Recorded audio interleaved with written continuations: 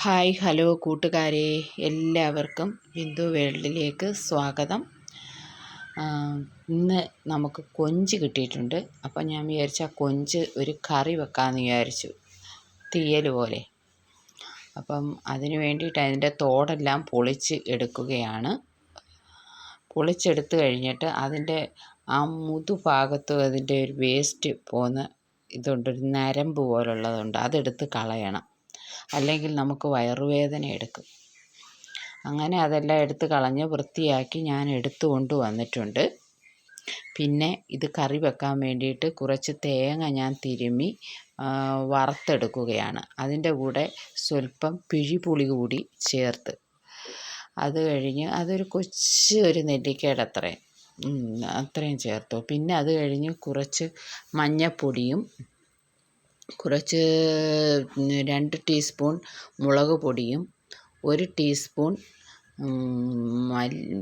മല്ലി ചേർക്കുന്നില്ല, തേങ്ങ നമ്മൾ ചേർക്കുന്നുണ്ടല്ലോ, കുരുമുളക് പൊടിയും കൂടെ ചേർക്കുന്നുണ്ട്. 1 ടീസ്പൂൺ കുരുമുളക് പൊടിയും പിന്നെ കുറച്ച് ഇറച്ചി മസാലയുണ്ടല്ലോ, കറി മസാല, അതും കൂടെ ഇതിൻ്റെ കൂടെ ചേർക്കണം. ചേർത്ത് ഇതെല്ലാം കൂടെ ചൂടാക്കി ഒന്ന് എടുക്കുകയാണ് കറി മസാല. എന്നിട്ട് അതങ്ങോട്ട് മാറ്റി വെച്ചിട്ട് നമുക്കിനി കറി വെക്കാൻ വേണ്ട സാധനങ്ങളൊക്കെ അരിഞ്ഞെടുക്കാം. അതിന് വേണ്ടിയിട്ട് ഞാൻ ഇഞ്ചി, വെളുത്തുള്ളി ഇതെല്ലാം അരിഞ്ഞെടുത്തിട്ടുണ്ട്. കുറച്ച് ചുമന്നുള്ളി കൂടി അരിഞ്ഞെടുക്കുന്നുണ്ട്. പിന്നെ കുറച്ച് തേങ്ങാക്കൊത്തും കൂടെ അരിഞ്ഞെടുത്തു. അത് കഴിഞ്ഞ് ഒരു ചട്ടി വെച്ചു. അതിനകത്ത് ചട്ടി ചൂടായി വന്നപ്പോൾ എണ്ണ ഒഴിച്ച് കടുക് പൊട്ടി വന്നപ്പം കറിവേപ്പിലയും കൂടെ ഇട്ട് കൊടുത്തു.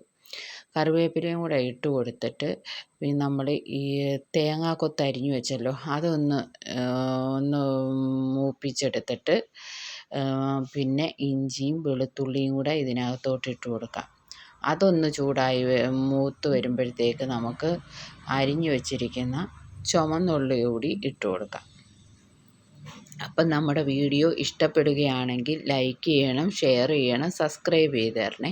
സബ്സ്ക്രൈബ് ചെയ്യുമ്പോൾ അതിൻ്റെ അടിയിലൊരു ബെല്ല് വരും. ബെല്ലൊന്ന് ടച്ച് ചെയ്യുമ്പോൾ ഞാനിടുന്ന വീഡിയോയുടെയൊക്കെ നോട്ടിഫിക്കേഷൻ നിങ്ങൾക്ക് ഉടനടി ലഭിക്കുന്നതായിരിക്കും. അപ്പം നമ്മൾ ചുമന്നുള്ളി കൂടി ഇട്ട് കൊടുത്ത് അത് അടച്ച് വെച്ച് കുറച്ച് ഉപ്പ് കൂടി ഇട്ട് കൊടുക്കുകയാണ്.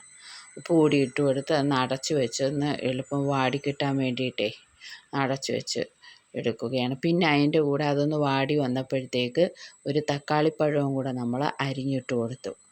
അതൊന്ന് വാടി വരുമ്പോഴത്തേക്ക് നമുക്ക് പിന്നെ വറുത്ത് വെച്ചിരിക്കുന്ന പൊടികളെല്ലാം അരച്ചു കൊണ്ടുവരാം. മിക്സിയുടെ ജാറിൽ കൊണ്ടുപോയി അത് അരച്ചുകൊണ്ട് വരാം. അത് അരച്ചുകൊണ്ട് വന്നിട്ട് നമുക്കിനി ഈ വാടി വന്നിരിക്കുന്ന തക്കാളിയിലും ഉള്ളിയിലോട്ട് നമുക്കിതൊന്ന് ഒഴിച്ചു കൊടുക്കാം. ഈ അരപ്പ് അതും ഇനി ചുവനെ തിളച്ച് വരണം. തിളച്ച് വരുമ്പോൾ നമുക്ക് വെട്ടി കഴുകി വെച്ചിരിക്കുന്ന മീൻ കൂടി ഒന്നും കൂടി ചെമ്മീൻ കഴുകി കൊണ്ടുവന്ന് ഈ അരപ്പ് തിളച്ച് വരുമ്പോൾ അരപ്പിലോട്ട് നമുക്ക് ഇട്ട് കൊടുക്കാം. അപ്പോൾ നമ്മൾ അരച്ചു കൊണ്ടുവന്ന് അരപ്പെല്ലാം ഇട്ടു. കറി ഇവിടെ തിളച്ച് വന്നിട്ടുണ്ട്. അതിനകത്തോട്ട് കഴുകിക്കൊണ്ടുവന്ന് ചെമ്മീൻ കൂടി ഇട്ട് കൊടുക്കുകയാണ്.